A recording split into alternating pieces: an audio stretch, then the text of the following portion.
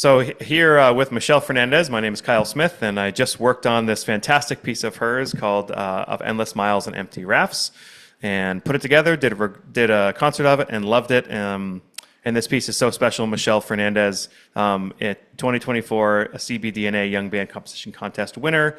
It's a grade 3.5 for afro-latin concert band piece. It's fantastic. We want to talk about it and kind of talk about how to put it together and things like that. So, welcome. Thanks for being here. Thank you so much for actually thinking enough of the piece to program it with your own students. Oh, my kids loved it. I truly appreciate that. I really do. We will get right back to our content, but I wanted to thank you for being such an amazing band director, that you're taking your time and listening to a band director podcast. There's many options out there, and I appreciate you very much taking in this content. I hope that you understand that your students are very lucky to have you as their band director, that you're continuing to grow, and that they are going to benefit from your improved skills as a band director. You can share this episode with any band director friends or other music education friends who can learn from this content, because good pedagogy is good pedagogy. And if you could take a moment and go to thegrowingbanddirector.com, and you'll be able to sign up on our Patreon platform to give at least $5 or $3 a month. And it helps the content continue to be created for you to help our profession grow. Let's go back to our scheduled episode. Okay, so what's the message of the piece as a whole, and why did you write it? Well, basically, the message of the piece is one of empathy. And I was very fortunate to be asked to write this for Braswell High School to premiere at Midwest. And the request was the director, Aaron Snipes of Braswell High School. He sent me a lovely message asking me to write something of which I felt passionate. And he about what I felt passionate. And he said, just make sure that it embodies something cultural, something that is meaningful to you. And I immediately thought about just remembering when I was in middle school back in the 80s and the anguish that we felt as a community whenever a raft would wash ashore empty, because we knew that it was another family that had disappeared at sea. And that really never left me, that feeling. And there's actually a museum down the street from my mother's house that has some of those empty rafts. And I felt that it was a universal message. Just families trying to escape strife, trying to keep their children safe, trying to keep their families safe. And it doesn't matter what walk of life you're from, what era, what hemisphere. Everyone can think generations back and probably find someone in their family that had to leave their home to protect their loved ones. So that really was a driving force behind this. I have one letter in particular that came to mind from a student in Minnesota who played this piece, who said that she lives in a community it's where there aren't many immigrants, and there was a Cuban boy in her band who also went to her church. And she sent me this email out of the blue and told me that it was very meaningful to her, and that now she was more curious about his heritage and wanted to ask him questions about his family and how he got here. So that in itself, sparking curiosity about the kid sitting next to you is a beautiful thing, because it makes students see each other as, human beings whose families have a history. And let's foster curiosity about each other's history, and foster respect, foster empathy, foster appreciation for everyone's heritage differences. And it's just a beautiful thing, and I was inspired by that. How do you structure the piece to portray that?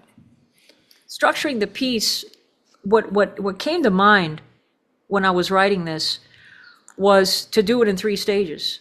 And it kind of happened organically, I guess.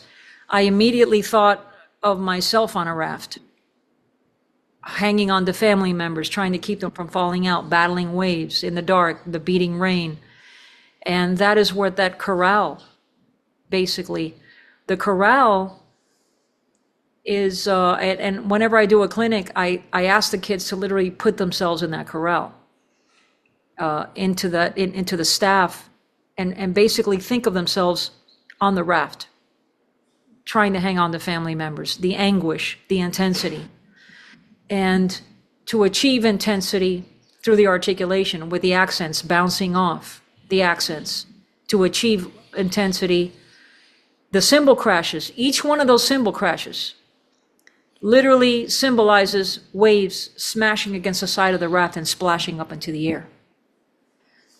And then at that very intense moment where it goes bum, bum, bum, bum, bum, bum, bum, that's literally somebody falling over the side.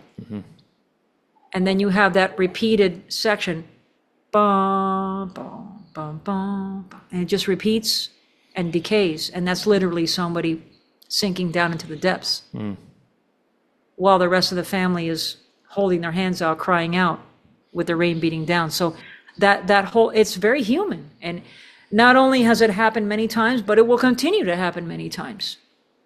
Whether it's a raft or whether it's somebody walking or somebody flying or whatever. And then after that, the second section goes into the wawanko. So it literally goes into a flashback immediately, which is where you hear that dum, dum, dum, dum, dum. And that wawanko it's a 3/2 wawanko rumba clave.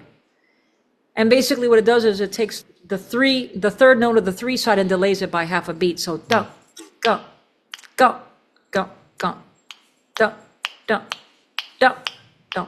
One thing I want to mention as we talk about all these terms, the people who don't know yet, one of your mission is like to take people who don't know anything about Afro-Latin music and get them to be able to authentically play it.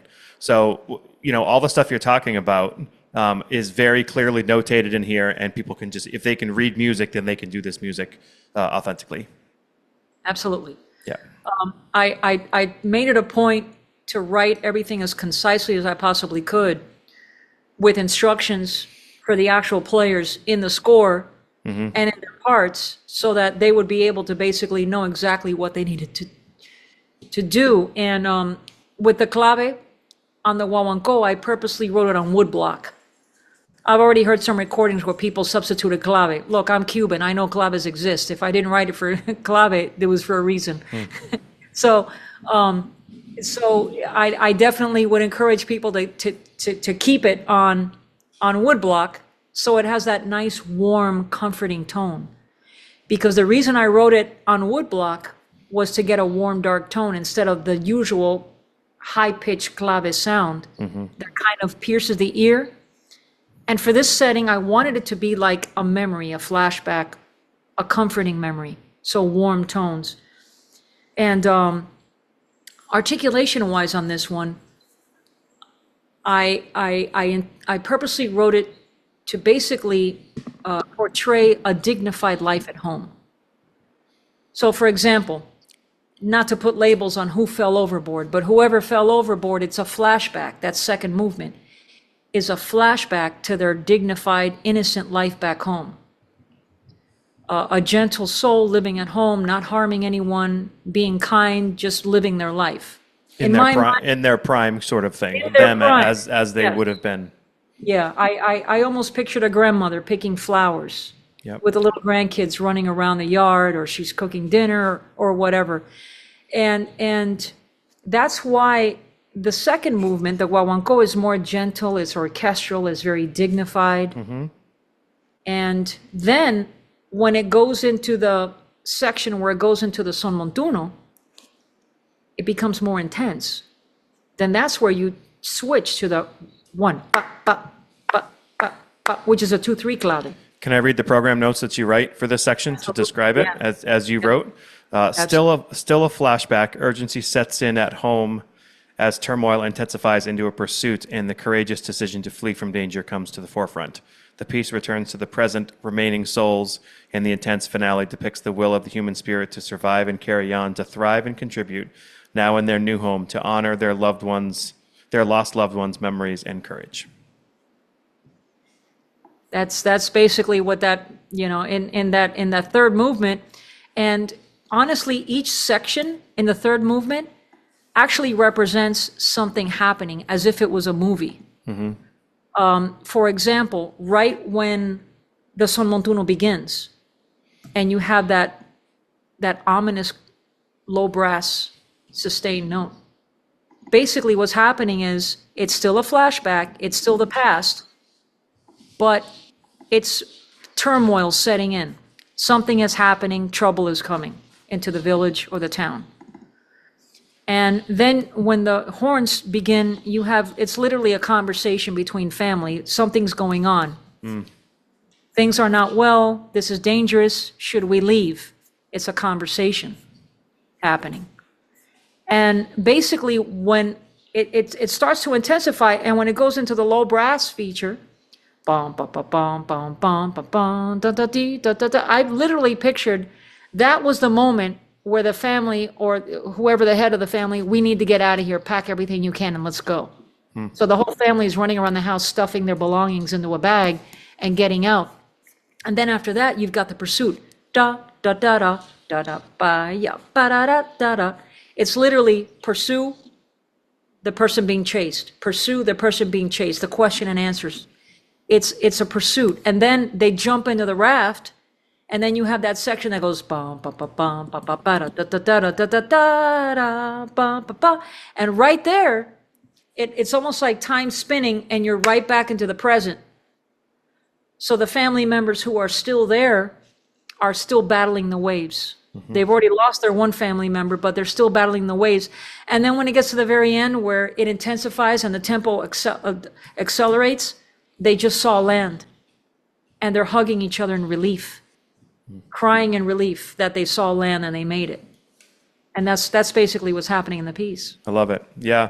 So I think what, if you would still like to do this, our plan was sort of to talk about some general rehearsal notes, overall things that I know I dealt with as a teacher, working on this piece and recording this piece. And please, Michele, I think you know this, but if I say something that you disagree with, I know that you'll correct me.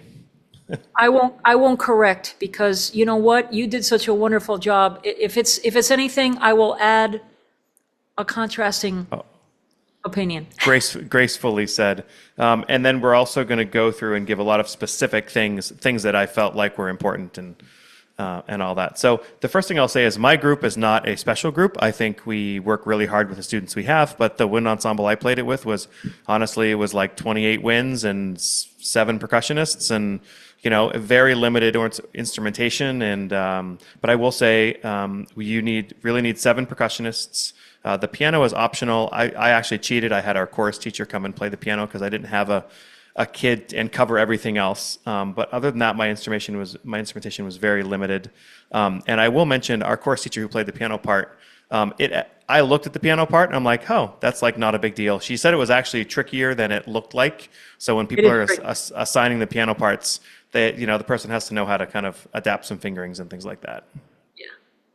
Yeah, the piano part is definitely optional. It's only there to kind of reinforce some other things. Yeah. But it's tricky. If you've got a student who's been taking piano lessons for a while, they should be able to handle it okay. But what I love about it is you have all the percussion elements in it, and when you add piano, it seems like a jazz band and concert band. We're in sort of that similar element, so that's why I chose to use it. The strongest percussionist. So this is the way I did it. My strongest percussionist was on congas, followed by my bongo player, followed by the tom player. So those three, and the toms, the purpose was to reinforce the stuff that's happening on the authentic skins. Absolutely. And you wanted them placed on the side of the band so that they can be heard and not swallowed up in the back of the band. Yeah, a lot of times we'll find skins in the back of the band, and really in these styles, contrary to popular belief, in these styles, it's not a drum set that drives this. It's the conga player and the bass line. Because in Afro-Cuban styles, the conga player and the bass player's rhythm is actually called the tumbao, Tumbao, and that is literally its slang for knocked out or laying down. And those are the two elements that lay down the groove. The clave is the fundamental pattern that locks it all together, like the glue in a model airplane. No one ever sees the glue, but if the glue wasn't there, all the pieces would fall apart. That's what the clave is. But the bass line, dun dun dun dun dun dun dun dun, okay? Basically, in the son montuno especially, and this is super important, the bass drum part, click, bon, gon, click, bon, bon. The click should be soft. It's only there so that the bass drummer can find the downbeat. The beats that are important is the end of 2 and 4. 1, 2, go, go, 1, 2, go, go, 1, 2, go, go. And that's what the bass line has. The bassoons, bari sax, tuba. I also gave them a downbeat so that they could find the downbeat, but I wrote it staccato so that it's very light and almost indiscernible. So it should be da, da, da, da. Because what matters is the da, da, the end of 2 and 4. So here's my advice, and I'm working my way backwards. For directors, let yourself dance on the third movement. Let yourself dance. I actually had a cute conversation with Julie Giroux, who conducted this for California when she did their All-State last month. And I said, girl, just let yourself dance on that podium, you know? And if you even let your shoulder kind of go forward on the end of 2, so dun, dun, bum, dun, dun. I've seen people try to conduct this in 2. That doesn't work. Conducting this, first of all, I didn't write it in cut time. I wrote it in fast 4/4 for a reason. Because if you do it in cut time, the band drags. So conduct a short, crisp, small 4/4 pattern. Gong, gong, gong, gong, gong, gong. And make sure that you let the kids know end of 2. 1, gong, gong, gong, gong, gong, gong. 1, gong, gong. That will lock the whole thing in like this. That's the pattern. The last percussion part that I had that I was really, not that they're not all important, but when you have your sort of hierarchy of players, as even though it may not seem it to people, in my experience, the suspended cymbal woodblock marimba 2 person had, because in the last movement they have that clave pattern, that person needs to be really, really confident. So yes, very confident, especially on the sections where it goes into the ride bell. King, king, king, king, king, king, king, king, because there are 2 patterns that are very, very prevalent in son montuno style, which is also known as salsa. You've got the cáscara and the campaneo pattern. That's key, so that needs to be heard. So in the sections where the suspended cymbal player needs to go to the ride bell, make sure that ride bell pattern really cuts through, because those are key patterns. And the shaker, hold it up high and try to use the large egg shaker, not that little tiny one, because unless you're all the way in the front, no one's going to hear that. Well, you can have 5. You can have 5 in each hand. You've done that before. Yeah, you true. have like 10 of them. That works. Absolutely, absolutely. But it's hard to control if you have that. If you've got the large egg shaker and you hold it up in the air, chances are the audience will hear it. Or if you've got the shaker that's got a lot of beads in it. Mm-hmm. Some shakers have very few beads in it and you can't hear it. But if you get like the high quality LP shaker that doubles as a guido, it's metal, it really cuts through. So chick, chick, chick, chick, chick, chick, chick, chick, chick, chick, chick, chick, chick, that's the cascada pattern that really needs to be heard. So it needs to cut through. The next general thing I wrote down was, and this was mainly in movement too, carefully pay attention to the flute clarinet ensemble and how it trades and at times combines with the saxophone trio. And the way you wrote alto, alto, and tenor in 3 parts, and the way they kind of go back and forth, because at least in my band, it was very easy for the lower flute and the clarinet to kind of get swallowed up and the saxophone to kind of overplay that. So I had to kind of balance that. So the flutes had to play much louder and the saxophones were asked to play much softer. And I'm going to be honest, with this ensemble, by the time we played this, I only had 3 saxophone players.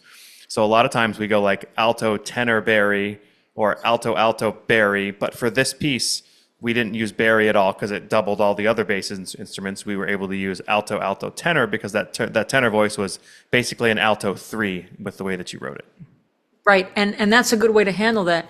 You know, it's hard to anticipate a band's instrumentation. Mm-hmm. You try to predict, and then so what you try to do, excuse me, especially in writing like this, what you try to do is anticipate how anyone with any instrumentation can make this work.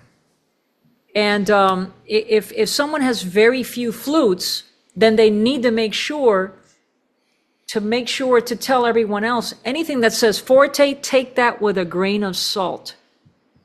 Because what matters is everyone in the band needs to hear the flute. If they can't hear the flute, then they need to tone down their volume. Mm-hmm. Because there are a lot of melodic lines that are handed to the flute, and we need to hear that. And then because the third movement, especially the third movement, but also the second movement, like you just said, has some writing that is almost big band style and incorporated into a wind ensemble setting, it's important to be able to hear the woodwind balance. So make sure to bring the brass down and tell everyone, if you can't hear the flute, then take your forte and bring it down to mezzo forte. And that's very important. And Because one of some the things, people have 18 flutes and some people only Yeah. have 3 flutes. well, and I assume you know this, but I always swear by what side you put the band. We put them on the band too. If it's a small flute section, put them on the conductor's left because the sound goes out to the audience. If it's a big section or a bad section, put them on the conductor's right, and they kind of get swallowed up as well in the band. And Just to mention what you just said about the listening for the flute, ensure the melody is always present and not covered up by the backgrounds. Like that's a band director 101 thing, but so obviously it doesn't matter what's written on the paper to some extent. If you can't hear the melody, you got to bring the backgrounds down. Absolutely, absolutely. And again, when you've got so many different types of instrumentation, you never know which band is going to play. It could be a band that's got 12 flutes or 15 flutes, or a band that's got 5 flutes. Yeah. All right, so then we had listed kind of some specific spots of the piece that I had to deal with. You want to go through those? Is that something we want to include? Yeah. So Okay. going back to the very, very beginning on the chorale, I would suggest making sure to have everyone hit every single accent with heavy air and then bouncing off. Because a lot of times kids will see an accent and they'll play the accent loud. And that's not what we want. What we want is intensity, which are two different things, because intensity and volume are not the same thing. You can be incredibly intense and never speak above a whisper. It's the way you say things. So at this very beginning, with great anguish during a perilous journey, dee da dee da da dee da da, dee da dee da dee da da da da dee da da. So really hit the note with heavy air and then back off. Yeah. And on the bell tones, hit them and back off. Otherwise, it's just loud and it doesn't have intensity. You can be amazingly intense and never go above a mezzo forte or even go above a piano. I would say definitely, the rolls. Those are literally waves rising up, and then cymbal crash are the waves smashing against the raft and splashing up. So really make a lot out of all the rolls that go from mezzo piano to double forte. So people know the 3 sections of the piece. The first section is the smallest. The second section is the middle, and then I think that the San Juan Tuno is the longest. Maybe it's just because it takes up most of the score, but I think it's the longest part of it too. When I think of this piece, I think of the third section. So for me, in that second section, the woodwind melodies, we always talked about the accents being as interpreted as long. This is not in the first section, but in the second section, that they had to, because when my students play an accent, they also tend to shorten the note up a little bit. Yeah, and on this one, it was a longer sort of accent. Yeah, on the second movement, because it's a flashback, a memory back home, and it says gracefully, delicately, ask your students to think orchestrally. Okay, it very, very gentle, subtle, graceful, dainty. Whenever I have done a live clinic of this piece, I tell the students, think of a butterfly gently resting on petals of a flower, and that delicate kind of touch. So even the accents, ti-da, ti, it's nothing more than a gentle lean in, almost as if, excuse me, almost as if you're trying to coax a puppy to eat their dinner and you're pushing them gently. Da, you see what I'm saying? Mm-hmm. Just very gentle lean in. The accents are all long and they're nothing but lean in. The staccato's incredibly, incredibly light, like a drop of water bouncing off a leaf or a ping pong ball. You know, a ping pong ball is so light you can't even tell if it's in your hands when you're trying to pick it up off the ground. So a ping pong ball bouncing off a timpani, that light. So the second movement, I just wanted to say the word I used was classy. I sort of used like tuxedo, like very elegant. That's the word that we used. That works. Elegant, graceful, delicately, gently, however you want to word it. the guaguancó needs to be exquisitely gentle, delicate, classy. You got it. But then when you get to the third movement, that's where you've got, think of a Latin band at the Tropicana. It's very, forgive the word, but, jazz band-ish. And no, not forgive the word, because it's literally an Afro-Cuban Latin band setting right there. Do dit dit dit da da da da da da. So there you tell the kids staccato is now, it's not DIH anymore, di with lift. Now it's dit dit da dit do dit da da da. And here's another important thing, the articulation. The staccato and the marcatos are both, should be in this piece, that third movement, tongue stopped, dit and dot. So think of a drop of water dripping from the faucet, drip, drip, drip. It's very light because there's a drop of water. But the marcato, or the rooftop, if you think of it as jazz, think of that big fat red target ball that's sitting on the sidewalk, dot, D-A-H-T. So you got dit, dit, dot. So that definition between the articulations will give it lots of punch and intensity without ever really having to get forte. Yep. For me, thinking about the Son Montuno, I had to think kind of big picture and choose which sections should be the climax points within multiple phrases, so that it didn't stay at one dynamic level. Right. And I had some different choices that I made. I think I ended up on something, but just so the audience didn't see it as a continuous, without dynamic change. I wanted to point out measure 48 because it's an example of times when there's layers of music that are all happening at the same time. It's very dense, and finding a way to make them transparent and heard and separate, I'm going to be honest, was a challenge, especially in a really tough acoustical environment like my terrible sounding band room.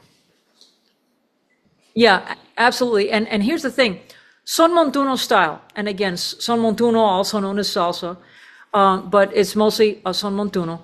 It is very dense because you've got multiple rhythms happening. You've got the montuno happening, which normally is that rhythm that the piano player gon go gon gon gon gon go.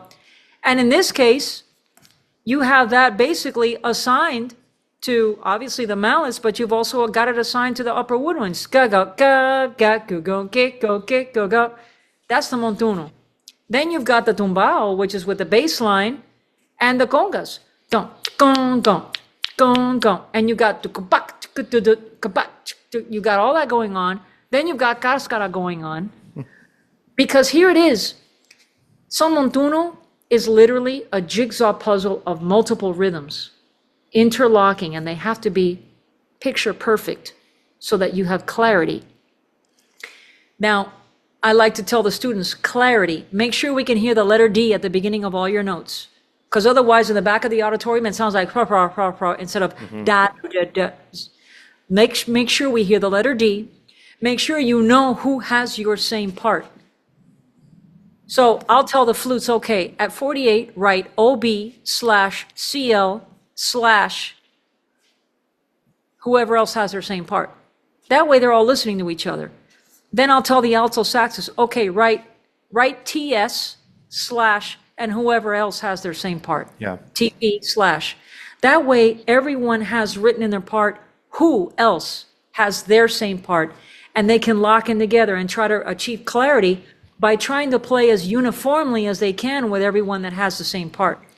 It doesn't take that long to do it, but if you take maybe 5 minutes at the beginning of the rehearsal to just have everybody pencil in abbreviations/ of everyone who has their same part at 48, you'll achieve clarity rather quickly because they'll lock in and they'll listen. And a big step that I know works with my band and probably every other band too, start by playing softer. Kids tend to just play too loud. And if everybody just comes down, then you have the ability to be more transparent. Yeah, always. That's a great point. And another tactic that you can use for the Son Montuno, especially the third section, is taking it slower with a metronome and having them play at double piano. That way they get used to just playing, locking in. There's something about loud that just makes everything wash out. So having them play softly with a metronome slowly until they lock everything in really, really well. And everybody needs to be aware of the and of 2 and beat 4 in the basses. So, da, da, di, da, da, di, da, da. Try to coax the band to actually dance a little bit while they're playing. Di, da, da, di, da. If you just have everybody lean forward on every end of two, the band will play a lot tighter right away. Right away. That's been my experience every single time, no matter what piece I'm doing. Well, the minute you start making it a full body experience, it's going to be tighter. So Absolutely. And that's the point. yeah. I noticed here, so when we work on Afro-Latin music and jazz band, we talk about closures. Well, there's closures here as well. So for me, highlighting and teaching the use of closures to end some phrases. Some are just percussion closures and some are shared with the band or very closely related. So a closure, would you define that for people if they don't know what I'm talking about? Yes. In Spanish, cierre is a closure. And it's very customary in Afro-Latin forms. At the end of a phrase, you have everyone doing the same hit. Bat, bat, ga, ga, ga, kum, da. Or something like that. For example, we have that in right before ba, ba, ba, da. So we have measure 111. So an example of a cierre, or a closure, is where the whole band goes ba, da, ba, ba, ba, bow. Everyone has the same thing.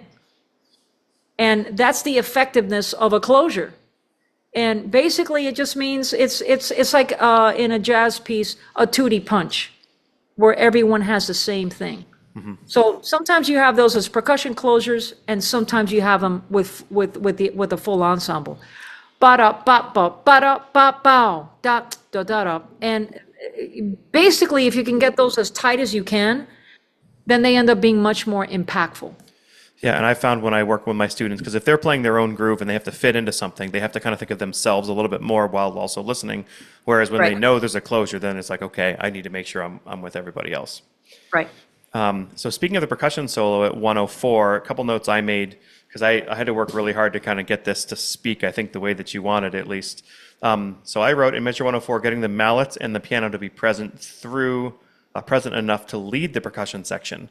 I had to use harder marimba mallets and have them play really aggressively, but be careful not to have it cut through the band on the rest of the piece, right? So marimba doesn't want to cut through the band, except for in this percussion solo, it really needs to lead. So I'm going to go against what you wrote and tell me if I'm incorrect. At 104, you have mezzo forte for the melody, but then forte, you have it down in marimba too. I treated all the skins basically a little bit softer so that we could hear the melody on top. And we live in a world in marimbas where we use speakers a lot of the times in marching band and things like that. So this obviously was not the case. I really had to have my melodic kids, overplay it out so that they can be heard. Well, basically, if the main reason why it was written forte for the percussion is because if it skins, and some people, even if the program notes said, or the rehearsal notes said, put the skins on the front, some people still put them in the back. Yeah. So then if they're in the back, they won't be heard. Yeah. Period. As well. So that's why, because they're skins, it's marked forte, and in a perfect world, the skins would be in the front on the edge, right behind the basses. Mm-hmm. Because that's the setup it really should have, because in reality, it's an Afro-Latin band. So the percussion should always be right behind the basses. And let's say the majority of folks might perhaps put their basses towards the right, let's say, on the edge. Or on the left, whatever. The skins should be right behind the basses. Now, if the basses are in the center, then that's a different story. I would probably try to get the skins a little closer to the front, but still in close proximity to the basses, because in reality, the skins and the basses need to be close together. So in that setting, they need to be forte if somebody left them in the back. Mm-hmm. But again, it's not etched in stone. Right. It's not etched in stone. And if somebody switches to hard mallets, then it's not an issue at all. They can go ahead and switch to hard mallets and they'll be heard. As long as they get off of them so they're not too loud the rest of the time. Right, exactly. Yep, and I did want to mention too, because that marimba part moves fast enough, it's a little harder for them to dig in if they're not like super experienced players. Right, right. And then I also wrote for the finale. For me, I have the final climax at. So this is also for everybody listening. It's hard to tell people about their own piece and hope that you're right. For me, the final climax I have at 147. And this gives the piece direction and helps the structure make sense to the audience.